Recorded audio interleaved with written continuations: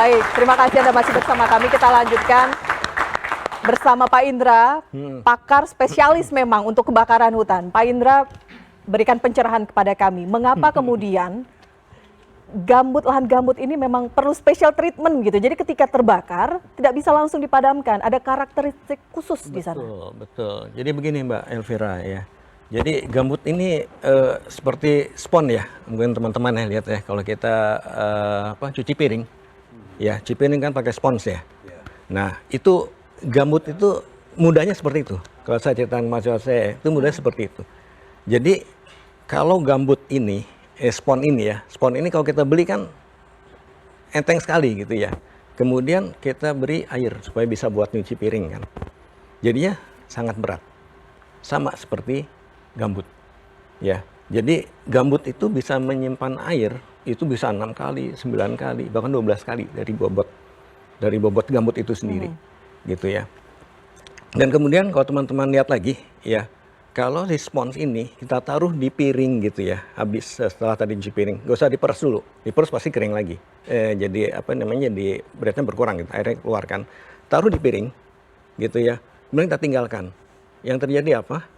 Airnya itu keluar ke samping. Ya, keluar samping. Ya kan? Jadi kita kembali pasti piring itu basah. Itu adalah sifat gambut. Jadi dia itu mengeluarkan air itu horizontally daripada vertically. Kalau di tanah mineral itu vertically. Ya, kita ada transpirasi gitu kan ya, evaporasi gitu kan. Tapi kalau gambut itu ke arah samping. Itulah kenapa di gambut alami ini dia itu selalu tergenang oleh air. Gitu ya. Nah, ini yang menjadi problem itu adalah begitu tergenang seperti ini, tanaman tidak akan bisa tumbuh di situ. Apalagi sawit misalkan ya, dia kan butuh butuh water table yang sangat tidak terlalu dalam gitu ya. 20 cm itu harus udah nggak bisa tumbuh lagi gitu. Nah akhirnya ini dipaksa dikeluarkan. Akhirnya perusahaan membuat kanal-kanal, buat kanal. Ya hasilnya adalah kemudian si gambut ini airnya itu dipaksa keluar, dipaksa untuk keluar. Yang tersisa adalah gambut itu menjadi kering. Nah, begitu gambut kering seperti ini, ya di gambar ini, gitu ya. Di gambar ini, gitu. Gambut yang sudah kering itu sangat rentan terhadap kebakaran, rentan terbakar. Karena begitu jatuh satu titik saja, satu titik api saja, kecil aja gitu ya. Ya sering Mbak Elvira kalau bicara dengan teman-teman yang dari lapang gitu ya, ini saya cuma bara sedikit saja gitu, itu bisa sangat luar biasa. Ya, karena ini, ya begitu dia jatuh, kita kalau di dalam kebakaran itu kita punya tiga tipe kebakaran. Ada surface fire, itu kebakaran yang di permukaan, ada crown fire, itu kebakaran tajuk, dan ada yang namanya underground fire, kebakaran bawah. Nah, si kebakaran di gambut ini termasuk underground fire. Oke, kita bisa lihat gambarnya? Gitu ya. Jadi seperti ini, ya. Kalau kita bicara seperti ini, ya ini adalah mekanisme terjadinya kebakaran gambut. Oke, bagaimana jika kebakaran berada di bawah? Mungkin gambarnya kita bisa lihat selanjutnya. Nah, jadi kalau dari sini, lihat dulu tadi. Nah, setelah dia masuk ke bawah, gitu ya, even you cannot guess where the pit fires are. Di manakah di pit fires itu berada, gitu ya. Karena gambut itu berpori-pori, berongga-rongga ya. Pori itu berongga-rongga sehingga dia gambut ini, kebakaran bawah ini bisa menjalar kemanapun. Jadi terlihat dari atas misalnya seperti ini ya Pak Indra ya. Dari atas tidak ada api, tidak terlihat ada api, tapi ternyata di dalam itu masih ada. Kalau lihat di sini, kalau perkiraan kita ya, karena kebakaran gambut itu pasti salah satu petunjuk yang paling gampang itu adalah keluarnya asap. Kalau kita lihat gambar ini, gitu ya, asap itu kan ada di belakang sana kan ya, gitu ya. Tapi ternyata titik apinya itu nggak di sana.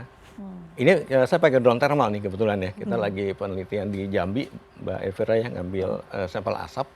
Nah ini kemudian dipotret dari atas pakai drone thermal. Dan ternyata dekat saya tuh ada titik api. Gitu padahal dari atas tidak terlihat, tapi dengan alat khusus baru terlihat ternyata di dalam ada titik api. Betul. Dan itulah membuat susahnya pemadaman. Hmm. Makanya teman-teman dari Manggala Agni itu dia memakai bubur gambut. Jadi si gambut ini memang dia api itu kalah oleh air, gitu ya. Karena banyak yang rongga-rongga di gambut, maka ini harus ditutup oleh air. Sehingga karena itulah sistem bubur gambut disemprotin air yang banyak sehingga kemudian cocok-cocok gitu ya. Nah, sehingga menjadi bubur gambut di situ. Dan itu yang paling efektif. Tapi kan kita berarti tidak airnya mungkin. harus banyak. Sementara tim yang di lapangan sekarang gitu ya, menyampaikan bahwa sumber air sudah cukup sulit gitu. Sehingga memang upaya di lapangan salah satunya terkendala dengan sumber air itu. Pak Indra, saya ingin bertanya karena ini banyak ramai juga dibicarakan publik setelah Presiden menyampaikan waktu itu. Memadamkan api dengan menggunakan tepung ubi. Ya. Menurut Pak Indra bagaimana? Ini juga masih kami discuss ya Bu ya, being discuss ya. Karena efektivitasnya kan belum terlihat ya, karena baru wacana dan sempat karena Pak Presiden mengatakan akhirnya kemudian menjadi viral gitu ya. Kami pernah di lab kami skala laboratorium ya, kami mencoba menggunakan tepung jagung gitu ya. Tepung jagung. Tepung jagung. Dan itu memang cukup efektif juga gitu ya. Kenapa dia efektif? Karena ini kan sebenarnya si gambut kita tidak mengatakan gambut atau apa-apa ya. Jadi begitu si tepung ini ditebarkan gitu ya, ini akan menutup pori-pori di sini ya. Karena kalau kita lihat ada segitiga api di situ Bu ya. Ada segitiga api ya Mbak Elvira ya. Jadi ada 3 faktor yang membuat api itu ada.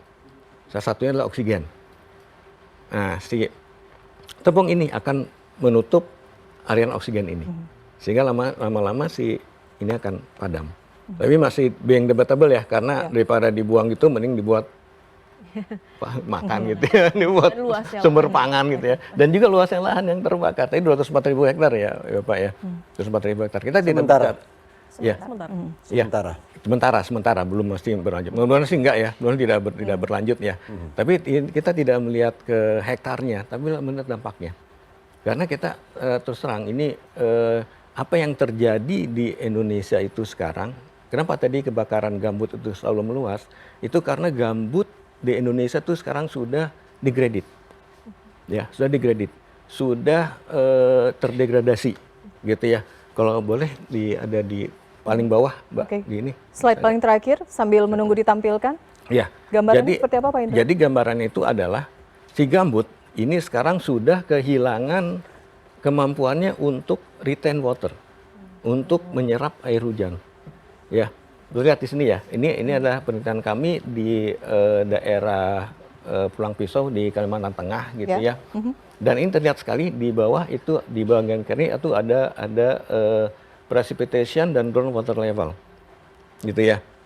Nah, di groundwater level ini normally itu dia akan moving kembali searah dengan precipitation, dengan hujan. Jadi kalau hujan naik, harusnya dia naik juga. Yang terjadi itu adalah seperti ini. Dilihat ada 4 area ini ya, 1, 2, 3, 4 sama di area di atas itu. Pemicunya apa sehingga kemudian itu, daya serap gambut ini kurang? Karena sudah degraded Mbak. Sudah terdegradasi. Salah satunya karena faktor tadi kebakaran, pengeringan yang berlebihan, ya, dan seperti itu. Gitu ya. Karena itulah ada jeda lag sekitar 1 bulan. Jadi begitu air hujan udah banyak, hujan udah banyak sekali, baru dia mulai naik. Gitu ya. Jadi ini sudah sebulan ini yang membuat api itu terus berkembang.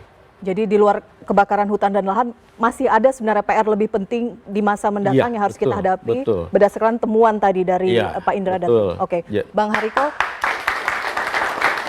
menjawab tadi ya, ada beberapa catatan dari Walhi, dari Pak Indra, bahkan tadi DPR juga ikut gitu ya, mengawasi bagaimana prakteknya di lapangan mitigasi dan juga saat ini operasi yang dilakukan juga oleh teman-teman di beberapa provinsi. Penegakan hukum ternyata tidak cukup, ada PR lain, dan biaya untuk menangani karhutla ini luar biasa besarnya. Ya, terima kasih kepada Ibu Rina yang mengingatkan bahwasanya biaya penanggulangan bencana ini jauh lebih mahal daripada pencegahannya. Ini menjadi evaluasi kita bersama, apa yang sudah dilakukan oleh pemerintah pemerintah sudah berupaya maksimal, tapi tentunya masih banyak kekurangan dan akan terus kita perbaiki. Termasuk tadi yang disampaikan oleh Ibu Uli dari Walhi. Memang pemerintah sudah menutup 28 perusahaan izinnya, tapi terima kasih kepada Walhi sudah memberikan catatan-catatan, nanti akan dipelajari kembali. Kemudian Pak Indra sudah mengingatkan mengenai kita tidak bisa hanya menyebut angka, tapi ini kan masalahnya dampaknya. Meskipun kebakaran hutan dan lahan di tahun 2026 ini jauh lebih kecil luasnya dibandingkan dengan 2015, 2019, dan 2023. Tapi itu kan terlihat kecil karena angka pembandingnya besar sekali. Ya kan? 2,6 juta hektar di 2015. Tetapi kalau kita lihat sesungguhnya 204.000 hektar itu luas sekali. Hampir luas, mungkin ada negara yang seluas itu. Dan kalau kita melihat dampaknya tadi kepada ibu-ibu, kepada anak-anak, bahkan bukan hanya kepada ibu-ibu dan anak-anak, tapi juga kepada hewan-hewan endemik yang ada di situ. Makanya sekali lagi ini kalau memang itu ada bukti disuruh oleh korporasi, maka ini harus dihukum yang seberat-beratnya. Dan untuk karena di tahun ini masih berjalan, kita belum bisa menyebut bahwa penanganan kebakaran hutan dan lahan ini sepenuhnya sukses. Tapi karena jumlah ini masih harus terus diantisipasi. Dan sekarang sudah ada 12.000 lebih personel yang diturunkan di situ. Kalau angka pasnya 12.880 itu dari Manggala Agni, TNI, Polri, kemudian masyarakat pemadam api. Dan kalau disebut di CNN ini mungkin terlalu banyak lah forum-forum masyarakat yang terlibat. Makanya kami dengan jujur mengakui bahwasanya di balik kemampuan kita menahan laju kobaran api ini sesungguhnya ada kerjasama yang sangat besar, terutama dari pemerintah daerah dan organisasi masyarakat, kemudian berbagai macam suku bangsa yang ada di Kalimantan maupun di Sumatera. Kemudian mengenai penegakan hukum ini, sekali lagi masyarakat juga jangan khawatir, dilaporkan saja. Ada beberapa call center yang memang perlu dan mudah sekali dihafalkan oleh masyarakat. Kalau memang kemarin tuh saya juga sempat lihat tayangan di CNN, ada anak kecil yang memergoki, ada orang yang membakar itu. Itu semua orang sekarang sudah punya handphone, itu tinggal dipencet 1110, itu langsung tersambung ke kepolisian. Bisa juga dihubungi 112, itu layanan darurat umum. Kemudian bisa juga disampaikan ke 115 ya, itu Basarnas. Kalau memang ada korban itu cepat ditangani. Atau di 117 itu BNPB. Dan kalau butuh penanganan cepat itu ada di 119 untuk ambulan. Nah kalau layanan-layanan itu tidak berfungsi, masyarakat juga punya hak untuk melaporkan di media sosial dan tentu akan segera dievaluasi kementeriannya. Misalnya terkait ambulan, kalau dipencet 119 harusnya kan ambulannya cepat datang. Nah, kalau misalnya tidak datang dan terlambat, itu masyarakat juga berhak untuk protes, menuntut dan lain sebagainya. Gitu, Mbak. Oke, baik. Ada kanal yang sudah disiapkan, masyarakat bisa melaporkan jika menemukan, tapi sekali lagi kita berbicara mengenai siapa yang bertanggung jawab jika karhutlah terus berulang. Kami jeda dulu, kami kembali sesaat lagi.